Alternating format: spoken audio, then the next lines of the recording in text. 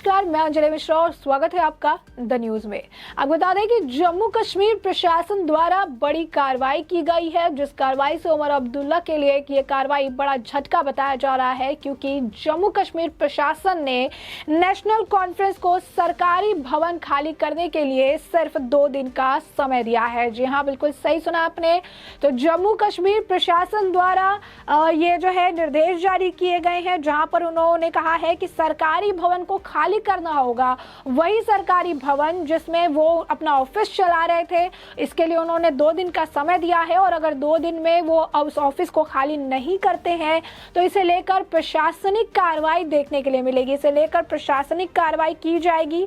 आपको बता दें कि ये जो भवन है, ये नेशनल कॉन्फ्रेंस को 2 दिन के अंदर खाली करने के लिए बोला गया है। मेढर तहसील में वो सरकारी भवन में अपना ऑफिस चला रहे थे, जिसे लेकर जम्मू कश्मीर प्रशासन की यह कार्रवाई देखने के लिए मिली है। साफ तौर पर उन्होंने कह दिया है कि जल्द से जल्द ये बिल्डिंग जो है, ये ऑफिस उन्हें खाली करना पड़ेगा और जो है उन्हें वैकेंट करना पड़ेगा, नहीं तो प्रशासनिक कार्रवाई जो है वो देखने के लिए मिलेगी। तो उमर अब्दुल्ला के लिए बड़ा झटका बताया जा रहा है। बता दें कि कई सारी बैक टू बैक कई सारी और भी कार्रवाइयां जो है वो जम्मू कश्मीर हाल फिलहाल में देखने के लिए मिली है। अब ऐसे में नेशनल कॉन्फ्रेंस को दफ्तर खाली करने का आदेश जम्मू कश्मीर प्रशासन द्वारा दे दिया गया है। 2 दिन का समय दिया गया है और कहा कि अगर 2 दिन में दफ्तर खाली नहीं हुआ तो प्रशासन अपने हिसाब से जो है कार्रवाई इस पे करेगी। बता दें आपको कि हाल ही फिलहाल में कश्मीर में नेशनल कॉन्फ्रेंस के बड़े नेताओं पर जो है, शीर्ष नेताओं के घर पर बुलडोजर भी चलाया गया था, जिसके बाद पार्टी ने उसे सरासर गुंडागर्दी भी करार दिया था। जी हाँ, बिल्कुल सही सुना आपने। आपको बता दें कि 25 जनवरी को वरिष्ठ नेशनल कॉन्फ्रेंस के नेता और पूर्व जो मंत्री हैं अली मोहम्मद सागर, उनकी पत्नी द्वारा श्रीनगर में बनाए गए एक कथित अवैध ढांचे को भी ध्वस्त कर दिया गया था। राज्य की भूमि जम्मू और कश्मीर में जो है उनका घर ये बना हुआ था और इसके बाद इस पर प्रशासनिक कार्रवाई देखने के लिए मिली थी।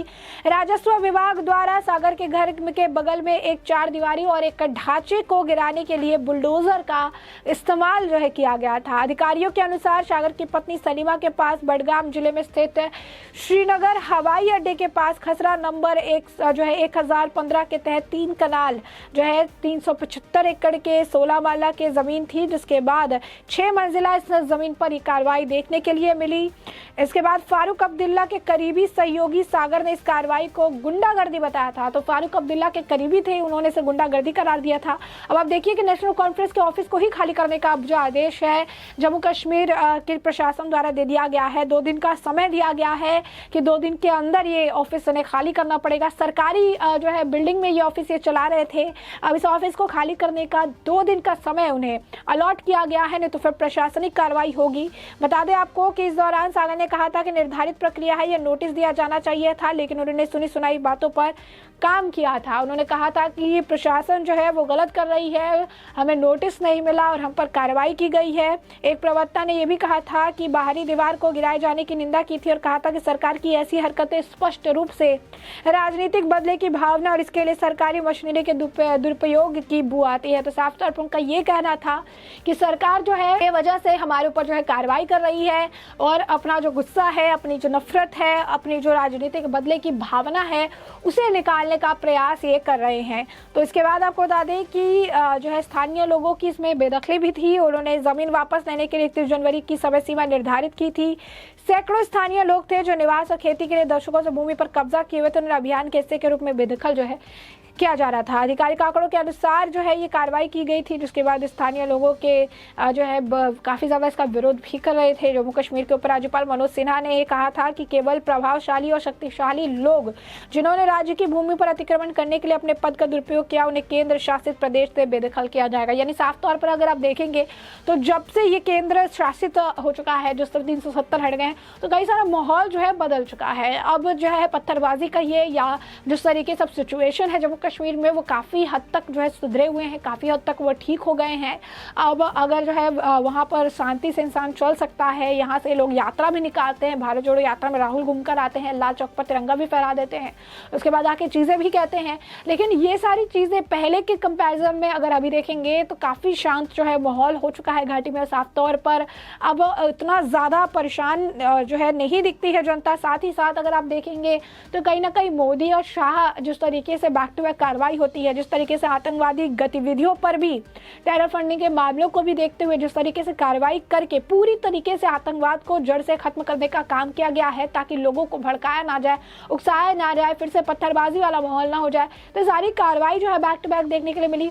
लोग अपने हिसाब से चीज़ जो है देखते नजर आए। किसी भी तरीके की कोई टेरर फंडिंग से जुड़ा हुआ फाउंडेशन हो या उससे जुड़ी संस्थान, उस पर रोक लगाए गए, बैन लगाए गए, उन पर कार्रवाई की गई तुरंत, जिससे माहौल जो है ठीक रहे। जैसे किसी भी तरीके की कोई जो है विपदा या फिर किस तरीके की कोई टेंशन उत्पन्न ना हो। साथ ही साथ एक और चीज़ जो देखने वाली चीज़ थी वो ये है कि जिस तरीके से एक तरफ जो है कार्रवाई हो रही थी लगातार देखने के लिए मिली, तो वही दूसरी तरफ से माहौल को स्टेबल करने का भी प्रयास किया गया, ताकि किसी भी तरीके से लोगों के दिमाग को पॉइजन ना किया जाए, किसी भी तरीके से जो है चीज़ें खराब घाटी में ना हो, शांति बनी रहे, इसका भी ध्यान दिया गया। बता दें सिर्फ यही नहीं, एनआईए ने जो है श्रीनगर में भी बड़ी कार्रवाई की थी, जहां पर उन्होंने हुर्रियत कॉन्फ्रेंस का ऑफिस जब्त कर लिया था।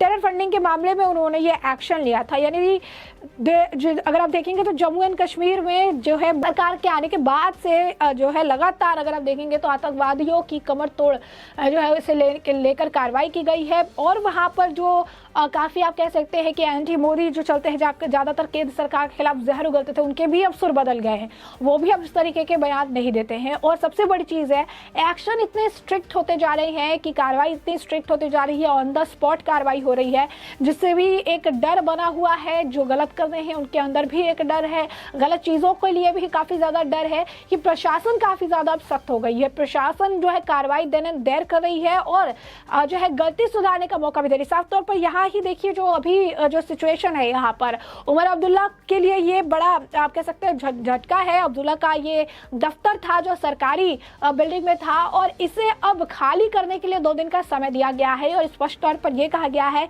कि इस ऑफिस को 2 दिन के अंदर ही खाली करना पड़ेगा। 2 दिन के अंदर अगर ऑफिस खाली नहीं होती है तो फिर प्रशासनिक कार्रवाई यहाँ पर देखने के लिए मिलेगी, यानी प्रशासनिक कार्रवाई फिर की जाएगी। तो स्पष्ट तौर पर यह जो है बड़ी कार्रवाई की ओर संकेत है, और ये कहा जा सकता है कि 2 दिन में जो है अब इसे लेकर क्या कुछ देखने के लिए मिलेगा। 2 दिन में क्या वो ऑफिस वैकेंट करते हैं, ऑफिस खाली करते हैं, या फिर इसे लेकर फिर जुबानी जंग या तानातानी देखने के लिए मिलती है, ये तो आने वाले समय के साथ स्पष्ट हो जाएगा। लेकिन फिलहाल के लिए अगर आप देखेंगे तो एक्शन जो है वो लगातार जारी है।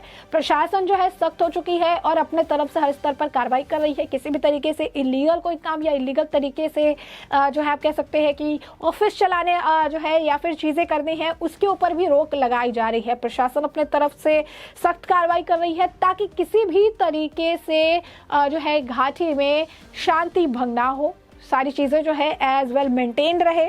और इसी के मद्देनज़र 2 दिन का समय उन्होंने दे दिया है। कहा है कि 2 दिन में अगर आप अपना दफ्तर खाली कर लीजिए, नहीं तो प्रशासन जो है अपने हिसाब से कार्रवाई करेगी।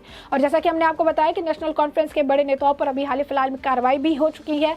बुलडोजर से जो है उनके घर भी गिराए जा चुके हैं क्योंकि वो अतिक्रमित था। तो अब ऐसे में अब आप देख सकते हैं दफ्तर खाली करने का आदेश जारी कर दिया गया। इस पर फिलहाल कोई प्रतिक्रिया नहीं आई है, अगर आती है तो इससे भी हम आपको अपडेटेड रखेंगे।